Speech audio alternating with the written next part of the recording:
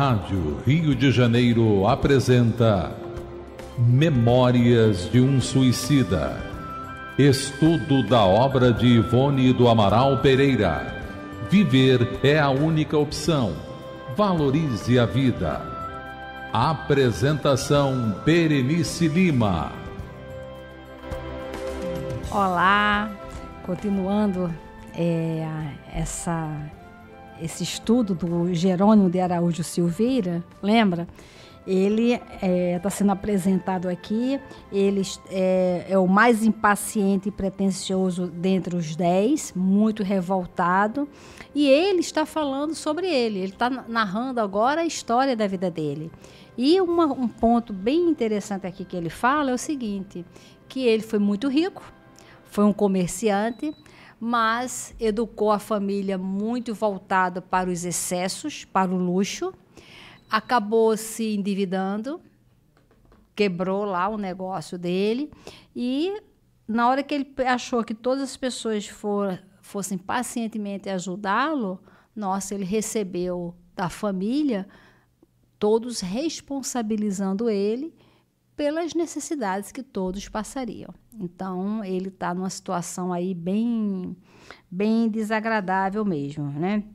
E aí ele fala, fraquejei na coragem que até então tivera e tentei desertar da frente de todos e até de mim mesmo, a fim de poupar-me a censuras e humilhações.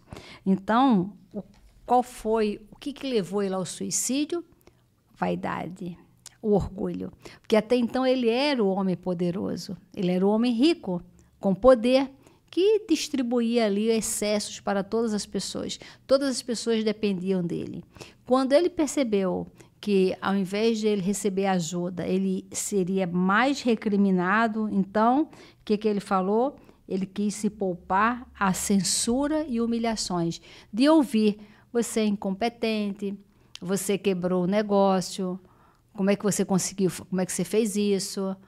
Porque na hora dos excessos, ninguém quer saber de onde é que vem o dinheiro. Agora, quando fala não vai mais, aí a gente quer saber. E aí é esse orgulho que levou ele a querer fugir de todos. Todavia, enganei-me, mudei apenas de habitação, sem conseguir encontrar a morte. E perdi de vista minha família, o que me tem acarretado insuportáveis contrariedades. Por que ele perdeu de vista a família? Qual família ele tinha? Como ele se relacionava com a família? Era por laços de afeto ou por laços de poder? Ele fugiu da família porque ele não queria ser censurado. Então, as escolhas que ele fez, todas as escolhas, trouxeram para ele dores terríveis. Mas quem fez essas escolhas? Ele próprio. E aí, sim, é lastimável. Tornou Mário na mesma tonalidade acabrunhada, como se não tivesse ouvido o precedente. Então, o Mário é um outro. Estava o Jerônimo, tinha vários conversando, o Jerônimo de Araújo Silveira falou, deu esse parecer, e agora o Mário toma aí a palavra e fala. Sim, é lastimável, tornou Mário na mesma tonalidade acabrunhada, como se não tivesse ouvido o precedente. E o Mário fala, caí nas trevas da desgraça, quando tão boas oportunidades encontrei pela vida fora, facultando-me o domínio das paixões para o advento de aquisições honestas. Esqueci-me de que o respeito a Deus, à família, ao dever, seria alvo sagrado a atingir, pois recebi bons princípios de moral na casa paterna. No Livro dos Espíritos tem uma questão sobre a missão dos pais e, em especial, a missão do pai. E a função dos pais é educar, mas educar moralmente. Pai e mãe não é para dar coisas, é para doar, dar-se e doar educação moral. A maior herança que podemos deixar para os filhos, para as crianças, é a evangelização moral, é a semente. Porque também tem uma pergunta do livro dos Espíritos. E se os pais investirem nas questões morais e o filho não aproveitar? Bom, isso é problema do filho. É problema daquele espírito que recebeu a semente dos valores e não quis desabrochar. É problema dele. Agora, se aquele espírito vem e a gente não semeia, nós falimos como pais. Mas alguém que está nos ouvindo aí pode achar assim, poxa, então eu fazendo essa reflexão, eu vejo que eu fali. E meu filho já casou, já não mora mais comigo, ou meu filho desencarnou. Não tem problema. Na hora que a gente compreende, na hora que cai a ficha, na hora que a gente entende qual é o objetivo dos pais, mesmo que aquele filho não esteja mais ali para receber a nossa semente da educação moral, ou por ele já ser adulto e morar em outro lugar, ou já ter desencarnado, vamos nos envolver com a evangelização. Nada é mais importante do que a evangelização. Então, se envolva numa casa espírita para evangelizar, ou então as crianças da sua rua, do seu condomínio, tiram um momento para contar histórias, para falar de Deus, para falar de Jesus, porque esta é a função. Isto vai ser semente e vai ficar ali impregnado. Então, ele teve os princípios de moral na casa paterna. Ele recebeu todas essas orientações, o Mário, né? E aí ele diz, jovem sedutor, ele está fazendo agora uma análise dele. Olha, jovem sedutor, inteligente, culto, envaideci-me com os dotes que me assistiam e cultivei o egoísmo, dando asas aos instintos inferiores, que reclamavam prazeres sempre mais febricitantes. E nós estamos num momento onde esses prazeres febricitantes, eles estão assim na nossa mão, literalmente por conta da tecnologia. Então, a gente tem muito mais acesso às paixões. Nós temos um acesso muito grande às informações das paixões, das sensações materiais. E a gente está se perdendo com isso, porque a gente está vivendo num mundo imaginário das sensações, num mundo virtual. Isso vai trazer dores para nós. Então, estudar a doutrina é para a gente saber quais são os nossos valores. A tecnologia é ruim? Absolutamente. É maravilhoso, porque nós temos um aparelho que nós podemos nos conectar com o assunto que a gente quiser. E mesmo que a gente não queira, esse assunto vem até nós. Então, a gente tem que trabalhar o tempo inteiro o livre-arbítrio para a gente aprender a discernir o que é bom para a gente. A gente precisa fazer essa movimentação. E ele diz, a convivência afetada da universidade fez de mim um pedante, um tolo cujas preocupações únicas eram as exibições vistosas, senão escandalosas. Nesta época aqui deles, só se chegava à universidade, aos estudos, quem era alguém assim diferenciado, porque era para poucos. O conhecimento era para poucos, né? Hoje, nós estamos num mundo que o conhecimento está para todos. Nós é que temos que usar o livre-arbítrio do que a gente quer aprender.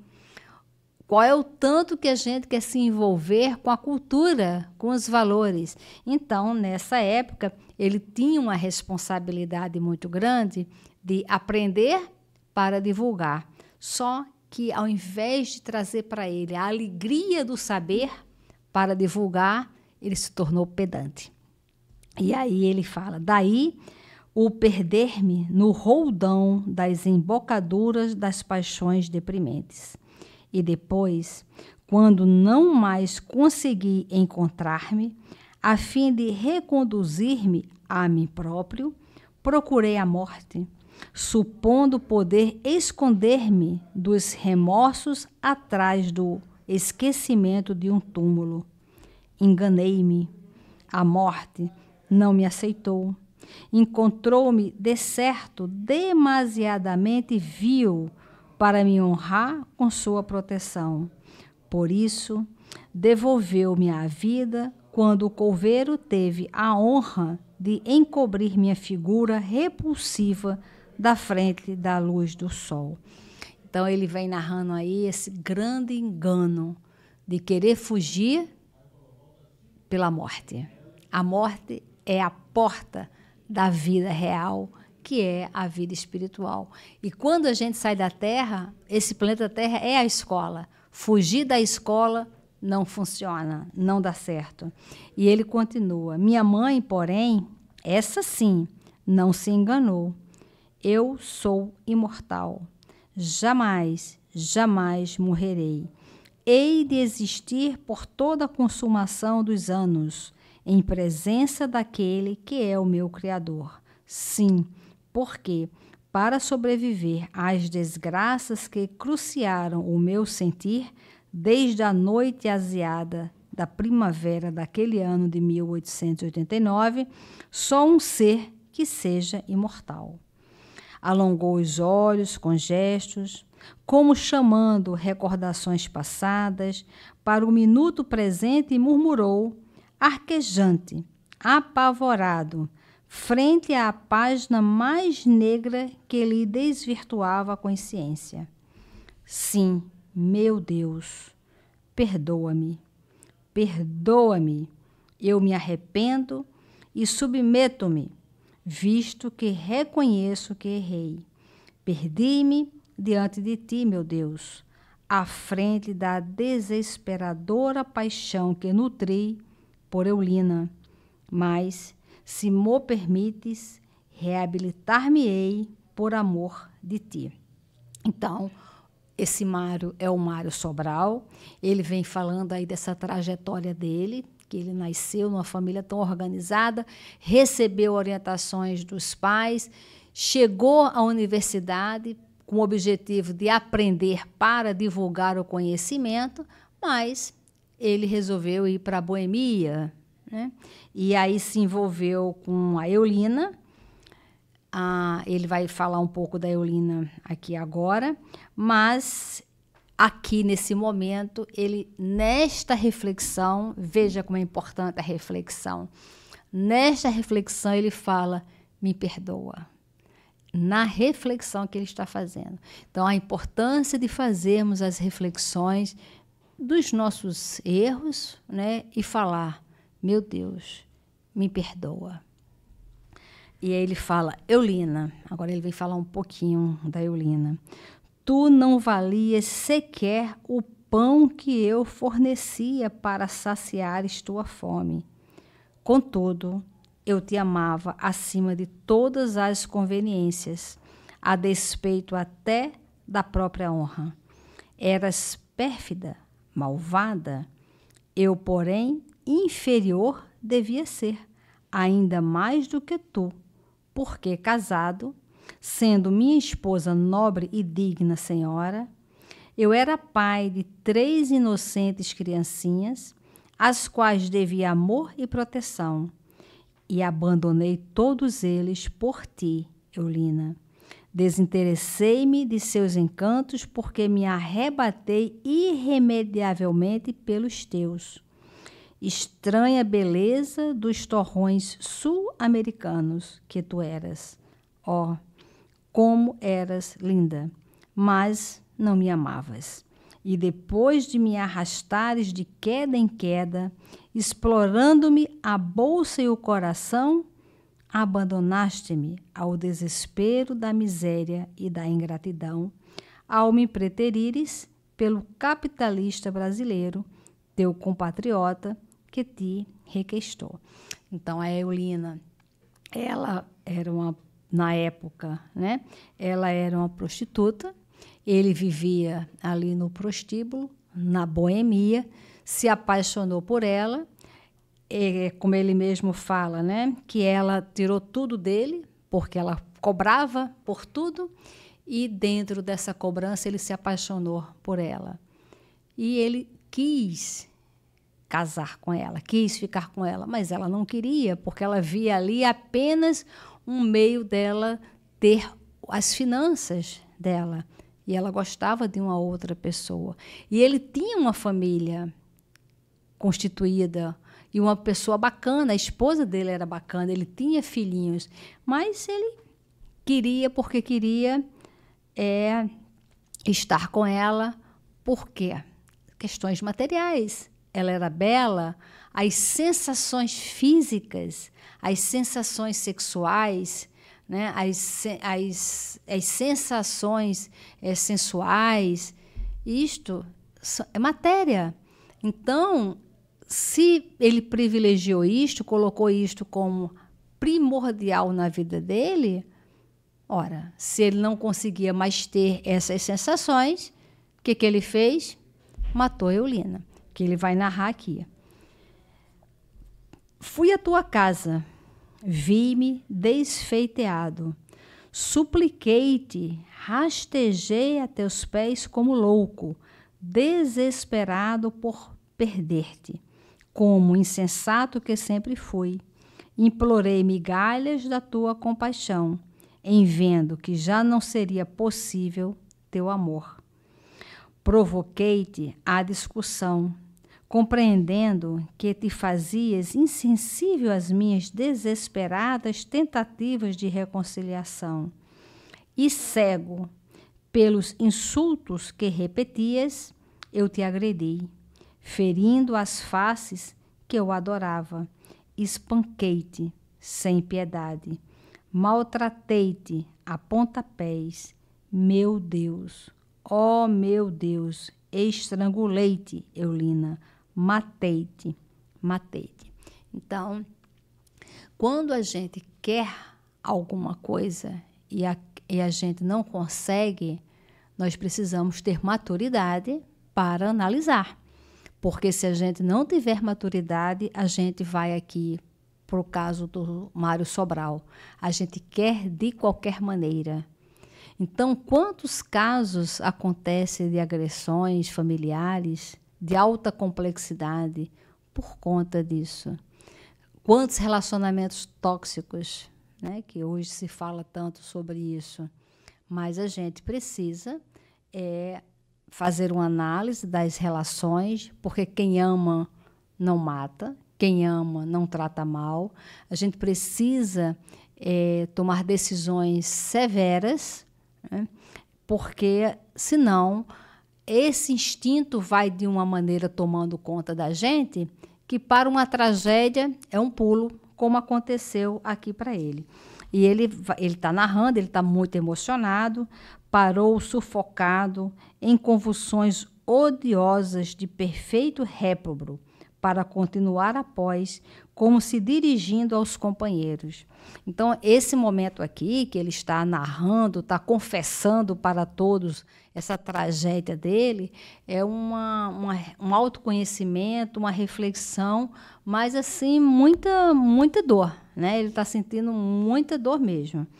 Então, quando, tomado de horror, contemplei a ação abominável que praticara, apenas um recurso me acudiu, rápido, qual o impulso obsessor, a fim de escapar a consequências que, naquele momento, se me afiguravam insuportáveis: o suicídio. Então, ali mesmo, sem perder tempo, rasguei os lençóis da desgraçada e pendurei-me a uma trave existente na cozinha. Forma essa pouco poética de um amante morrer? Zombei eu, enfadado com a longa descrição que desde o vale diariamente ouvi-o repetir. Aposto em como Vossa Excelência, senhor professor, que tão elegantemente desejou morrer, recordando Petrônio, fê-lo pelo amor platônico de alguma senhora inglesa, loira e apessoada? Por portugueses ilustres, como Vossa Excelência vem demonstrando ser, gostam de amar damas inglesas? Dirigia-se agora a Belarmindo. Então, essa tragédia que aconteceu, dele matar Eulina, dele se matar, e nesse momento dessa reflexão, ele se arrepender, porque essa história do Mário Sobral é muito bonita, porque lá na frente do livro, a gente vai entender o processo reencarnatório, que ele vai se encontrar com Eulina no processo reencarnatório, quando chegar mais lá para o meio, para o final do livro. Então, é uma história linda de esperança, de consolação. E agora ele vai falando sobre o Belarmino de Queiroz e Souza, cujo nome tresandava a fidalguia. Veja que esse povo, esses homens, ele tem alguma coisa em comum. Eles são pessoas que, nesta reencarnação que cometeram suicídio, tinham excelente condição financeira, tinham conhecimento, tiveram pais organizados e muitos tiveram acesso às orientações dos valores morais. Mas todos inteligentes, todos orgulhosos e vaidosos por conta da sua inteligência, por conta dos saberes. Então, eles têm algo em comum. E aqui ele vem falando que até essa data ainda me irritavam as atitudes do pobre comparsa do grande drama que eu também vivia. E sempre que houvesse oportunidade, ridicularizava-o, defeito muito do meu feitio, e que muitos vexames e desabores custou-me até corrigi-lo durante os serviços de reforma interior que ao meu caráter impus na pátria espiritual. Então, veja que essa reforma íntima que começou lá na pátria espiritual, ela poderia ter começado aqui. Então, estudar este livro, esses casos, é para que a gente se sinta fortalecidos e encorajados para começarmos aqui esse autoconhecimento, para a gente identificar em nós a impaciência, a falta de valores morais, para a gente ver qual é o tanto que o vício material, o vício sensual, sexual domina as nossas vontades, se a gente valoriza a família. Então, estudar esse livro é o tempo inteiro nós estarmos conectados com esse autoconhecimento. E aqui ele vem descrevendo o Belarmindo, né?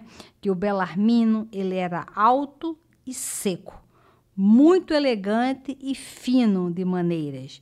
Dizia-se rico e viajado, professor de dialética, de filosofia e matemática e poliglota. Então, é esta característica do conhecimento. Até mesmo para a gente entender algumas reencarnações que nascem pessoas que elas nascem embotadas para o aprendizado. Porque se vem com tantas possibilidades, né, de conhecimento e não aproveita aquilo, se perde. Perde o direito de usar aquele conhecimento. Então, que a gente provoque em nós a vontade de conhecer. E quando a gente adquirir conhecimento, que a gente faça sempre o melhor uso do conhecimento. E muita paz. A Rádio Rio de Janeiro apresentou Memórias de um Suicida. Estudo da obra de Ivone do Amaral Pereira. Viver é a única opção. Valorize a vida.